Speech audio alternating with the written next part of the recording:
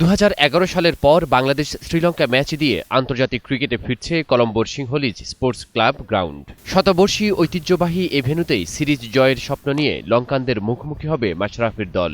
বাংলাদেশকে আত্মবিশ্বাস যোগাচ্ছে কলম্বো টেস্ট এবং প্রথম ওয়ানডের নান্দনিক জয়। সবকিছু ঠিক থাকলে লঙ্কানদের মাটিতে প্রথমবারের মতো ওয়ানডে সিরিজ জয়ের স্বপ্নে বিভোর টিম টাইগার্স। লক্ষ্য পূরণে উইনিং কম্বিনেশন ভাঙার পক্ষে নয় টিম ম্যানেজমেন্ট। জিততে পারলে যেটা বললাম খুবই ভালো লাগবে, খুব ভালো ক্রিকেট খেলতে হবে আমাদের, হয়তো বা ওইখান থেকে আরও 20-25টা রান মিনিমাইজ করার চেষ্টা করতে হবে। যেখানে 300 হয় সেখানে হয়তো আমাদের চেষ্টা করতে হবে যেন 280 হতে পারে। এদিকে কলম্বোতে দ্বিতীয় ও শেষ টেস্টে হারের পর প্রথম ওয়ানডেতে হারের ধাক্কায় বিপর্যস্ত শ্রীলঙ্কা। টানা দুটি হারে দেশ জুড়ে ব্যাপক সমালোচিত লঙ্কানরা। দ্বিতীয় ওয়ানডেতে ছিল ঘুরে দাঁড়ানোর আভাস, বৃষ্টিতে ভেসে যায় সেই ম্যাচ জয়ের স্বপ্ন। এখন শেষ ম্যাচে সিরিজ হার এড়ানোই চোখ থারাঙ্গা বাহিনীর। জয় পেতে মরিয়া শ্রীলঙ্কা দলে কয়েকটি পরিবর্তনের আভাস টিম ম্যানেজমেন্টের।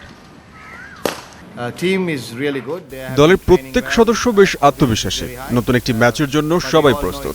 সিনহুলিজ ক্রিকেট ক্লাব গ্রাউন্ডের উইকেট চমৎকার, আমাদের কোনো চাপ নেই। ম্যাচে কাঙ্ক্ষিত সাফল্য পেতে নিজ নিজ দলের সিনিয়রদের পারফর্ম করার উপর গুরুত্ব দুই অধিনায়কের। সৌরভ ইমাম, 21 টেলিভিশন।